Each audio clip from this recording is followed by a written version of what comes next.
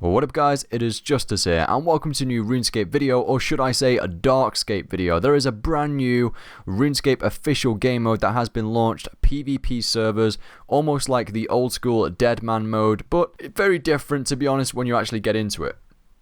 Now, Jagex did a very good job at keeping this on the down low because I literally had no idea that this was going to be launched today, and to be honest, I had no idea this was going to be launched at all. I remember on developer Q&A streams, there always being hints of potentially game modes being created where there would be PvP throughout the entirety of the world, and there were rumors of like a dueling sort of update coming into the game where you could duel people to take over certain areas of the world in terms of gathering resources, and then you could opt in voluntarily on dueling that other person and going into like a 1v1 battle. However, I don't know whether that's still in the pipeline, but either way, they have instead, or have always been, creating this brand new game mode called DarkScape. It's completely different servers. There's currently about 4 servers right now. It looks like there's 3 European servers and 1 American server. But yeah, what is DarkScape? And a lot of people have been asking me that while I've been streaming it today. I've been on it quite a lot today, and I want to share with you guys what I found out. Now, this is not going to be in any particular order. This is basically what I found out as I've been playing through DarkScape. I started a brand new character on my alt, which is Urgent Justice, and you will see the name throughout this video. And basically, I'm just going to share with you guys what I found out, all the main things which I feel like are pretty important to share with you guys, and also some tips and guides of where to start out, how to level up quickly, and get straight into that PKM fight. They have been nerfing things, and a lot of this is almost like a sandbox game. It's going to be changed due to player feedback almost every single day. They are also contemplating, and they may have already done it, changing the skull timer, and I'll be getting into this throughout the video, loads of different details of the important things you need to know about DarkScape. Now, with that being said, I am shattered, by the way. I've been streaming this now for around 5 hours. Tonight, I've been having a lot of fun going from the start of my character to where I am now, which you'll see at the end of the video. So yeah, bear with me. I may get a few things muddled up, but I'm going to try and get all of this conceptualized in a nice, concise video for you guys and get this uploaded tonight. It's currently 1 AM right now, so I will get this done and uploaded for you guys tonight. So DarkScape is technically free to play. However, if you remember, you do get extra perks such as 1.5 times XP, so that's plus 50%. You also get more bank space, which is also great, and you also get a free cape and a title, which is meh. But anyway, the actual combat system is legacy combat, guys. It is not evolution of combat at all, no abilities whatsoever. It is pure legacy combat in terms of the PvP battles and PvM and pretty much everything else in the game. Legacy combat. You can change the interface to a legacy interface as well if you want to match it up with the combat, but I personally prefer playing in the RS3 interface with the legacy combat system. You can also choose to block XP, so a good mode for pures, for example, it gives you the facility to block any incoming XP within PvP only battles.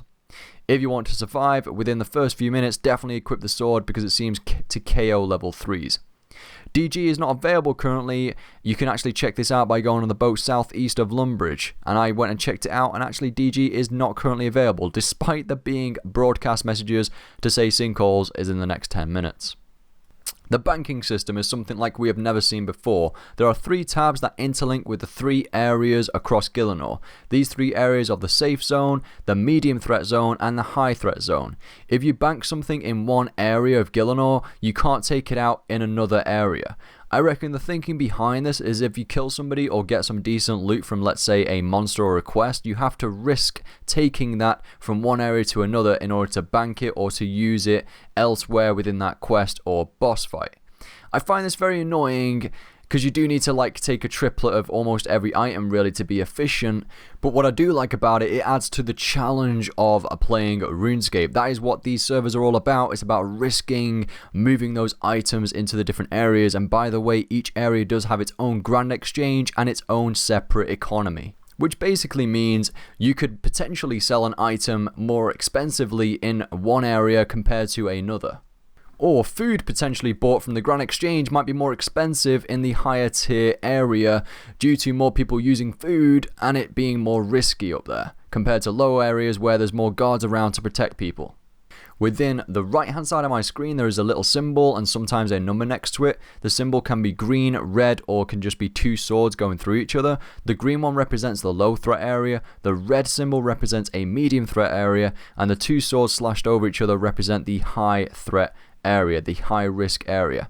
The more north you go within the low threat area, the riskier it is, a bit like the wilderness level. There is a little number that is next to the symbol, the green shield. The higher that goes means the more players can attack you.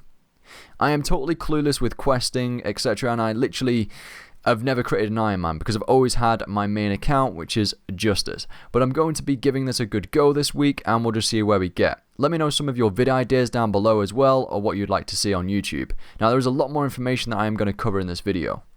The guards are across mainly the safe areas, the low threat areas. They are also in medium threat areas, but they just don't attack you as obviously, and there's less of them.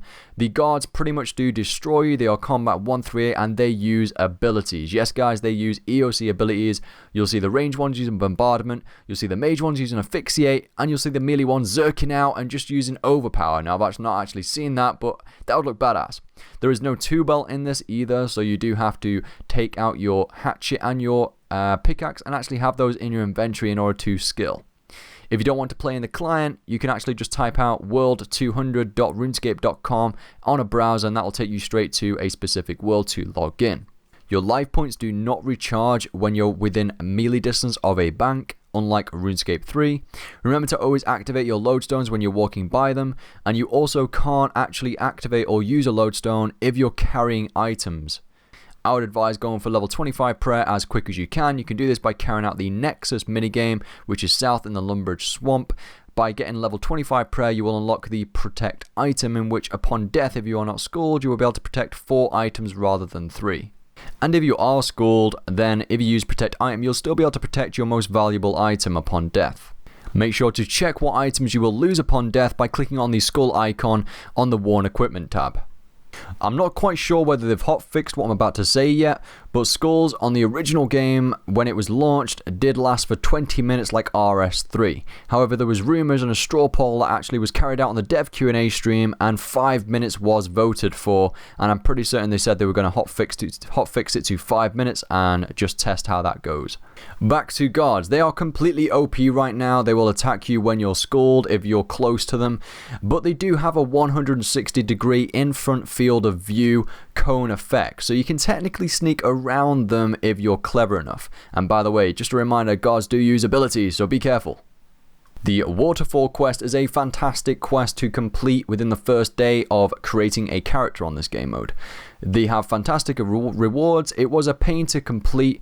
The risk aspect really influenced the length of time, and the dynamic banking system also influenced that length of time of completing the quest, having to transfer bank items from low risk areas to medium risk areas. But the XP rewards are fantastic. It's definitely worthwhile doing. It got me from around combat 25 to around combat 37. And currently, I think this is just for members, all quest rewards are doubled, which means double experience. ModDeg, a content developer at Jagex within this project team, has moved the resources within Gielinor around and mixed them up. This way, the higher level resources are now within higher risk areas. For example, yew trees have been moved potentially up north into the wilderness area, and there are rumours that the Runite ore locations have now been moved far east within Mauritania. These are higher risk areas, which means it's going to be riskier for you to go there in the first place, to then collect the items and not get PK'd, and then move those items and transport them into your bank safely. This links in nicely to the next part of this video, which is about me creating a clan for a laugh. It's actually managed to get the name Justice for the clan, which is just ridiculous. Just really surprised I managed to get that name, got it in there really quickly, and I will be playing on DarkScape servers due to the hype within this first week of release, just to see what it's like, where it goes, and just to give feedback generally via videos and stream content. I'm not sure whether this is going to be sustainable, but I did personally have quite a bit of fun today on it, and I did manage to get a lot of people through the Waterfall quest within the clan that I just randomly set up just for a laugh. So I did have a lot of fun with that, and to be honest, clans will be the way forward, I think, within this game mode, because it's all about sticking together, grouping up, and taking over certain areas of Gielinor. So literally dominating certain areas in order to gather supplies and resources to then exceed even further. And I can imagine clan wars really breaking out to take over certain areas of Gielinor that have the highest intake of resources. A couple more tips before ending this video. You can change your death respawn locations by pressing exit, go into game settings, death respawn locations, and you can change them within the low, medium and high risk areas, and therefore you can actually just commit suicide. It's actually quite a fast way to travel around different zones and cities within Gielinor. And you can also speak to an NPC within Birthrop, just literally east of the bank, called Major Mary Mancor, or Manchor. She will give you a load of free stuff, attack, strength, defense potions, a really cool dwarven axe that you can use to woodcut, mine with, or even attack with, and also a steel helmet. And make sure to do the Stronghold of Security to loot the GP, but make sure you go with friends and loot the GP quickly, as upon death you only keep 1 GP, I've heard, and you lose the rest. This may be hotfixed in the future. And as you can see from the video, I completed the monthly D&D Troll Invasion in order to obtain level 40 attack, in order to wield my brand new adamant two-hander sword. I actually in fact managed to level up to 44 attack, which gave me an overall combat level of 40. Remember guys, quest rewards are doubled and that transfers across to D&Ds, as with Troll Invasion I received 25,000k experience rather than 12,500. Let me know your first impressions of DarkScape down below, any vid ideas, stream ideas for me for the future. Make sure to thumbs up this video, and if you are a new viewer, welcome to the channel and feel free to subscribe. I'll see you guys in the next one.